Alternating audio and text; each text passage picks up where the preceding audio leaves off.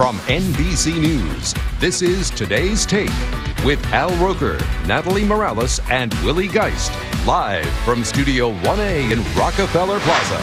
All right, let's face it, it's human nature to want to have a lot of friends and to feel appreciated, but can you actually make somebody like you? Well, did you know we can with a few simple techniques which iVillage.com put to the test. Liz Zach is the editorial director, and Dr. Ish Major is a psychiatrist and relationship expert. Good to see you guys. Morning. Nice to be here. All right, Thanks before we even get to you guys, we want to check in with Nat in the orange room, and there's some tweets coming in. Yeah, Nat? we've got lots of good tweets coming in right now. Let's take a look at some of them. Kelsey Leonard says, I love having no shame in friend requesting people multiple times until they accept me, okay? Let's see who else we got here. Lindsay Del Rossi says, compliment them, listen, and be sincere.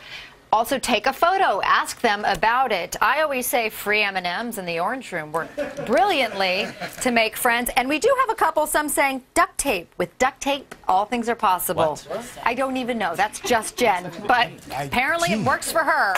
Guys? Yeah, you didn't test that strategy. All right, let's talk about some of these strategies, Liz. Encourage people to talk about themselves. This one always works. It really does. It's pretty basic. And one of the things that we notice that really is the thread between all of these strategies is you take the focus off of me and you put the focus on you, on your conversation partner, and that's really the commonality between a lot of these tactics. Ish, does this work more with men than with women? You know, guys, we're accomplishment driven, right? And so we love to talk about accomplishments. We so rarely get a chance to do it. So when somebody offers us that opportunity, we relish it.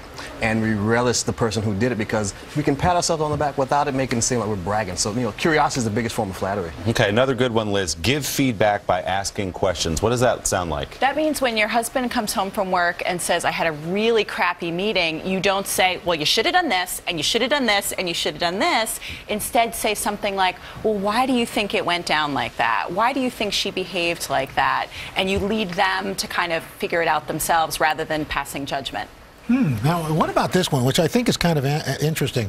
Ask for advice. And it seems like when you're on social media, boy, that really elicits a response. Sure, absolutely. And this works on a lot of different levels, you know, because we all feel good to know that we're helping somebody, okay? It makes us feel significant to know that you thought enough of me to ask, and we all want something to contribute. And so that validates that when somebody says, hey, you know what, this person's got something to offer, and then we can go ahead and validate that and give it back. Okay, this one, we were just talking about this in the break, because this is one I hadn't heard before, Liz.